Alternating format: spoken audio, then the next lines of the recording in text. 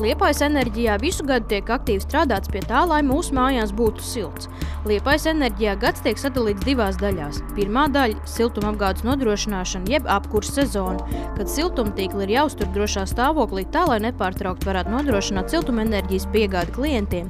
Un to arī pašreiz Liepājas enerģija veic. Vasaras periodā tas ir tas otrais posms. Sviedros strādājam, lai veikt profilaktiskus darbus, atjaunot tīklus un tā tālāk. Piemēram, šogad esam atjaunojuši, nevis atjaunojuši, īstenībā pildībā rekonstruējuši siltumtīklus vairāk nekā 3,5 km garumā. Un bez tā vēl esam izbūvējuši 2,5 km priekš tam, lai pieslēgtu jaunus klientus. Kopumā esam pieslēguši jaunus 36 objektus, šovasar tikai vienu.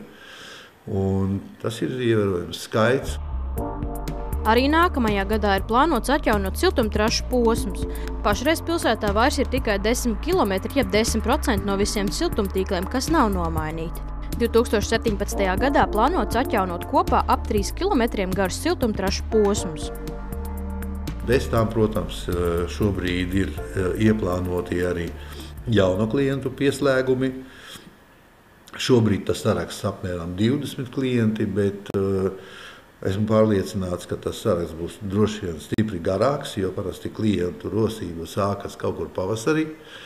Un tad viņi sāk domāt par pieslēgšanu.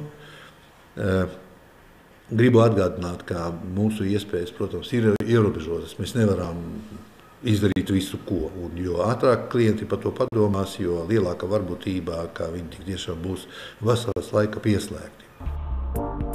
Runājot par apkures sezonu, šajā gadā tā Liepājā sākusies ļoti agri. Parasti apkures sezona sākas oktobra otrajā pusē no 20. datumiem un pakāpeniski. Taču šajā gadā tā sākusies jau oktobra sākumā, strauji pieslēdzoties lielākajai daļai Liepājas enerģijas klientu. Laika apstākļi bija tādi, ka īstenībā nepieslēgties nebija iespējams. Mīnus temperatūrā un sniegi un tā tālāk. Līdz ar to, protams, mums nācas saražot siltumenerģijas oktobrī vairāk nekā bijām plānojuši.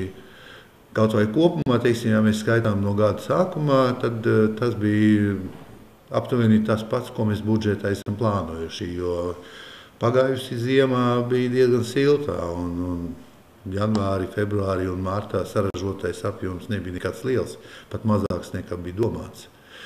Arī novembrī šobrīd laika apstākļi tādi, ka saražotas siltumenerģijas apjoms ir pa kādiem procentiem 20 lielāks nekā bijām domājuši.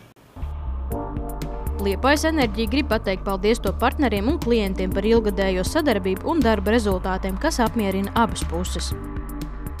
Priecīgus Ziemassvētkus un laimīgu, panākumiem bagātu, veselīgu jauno gadu, un lai viss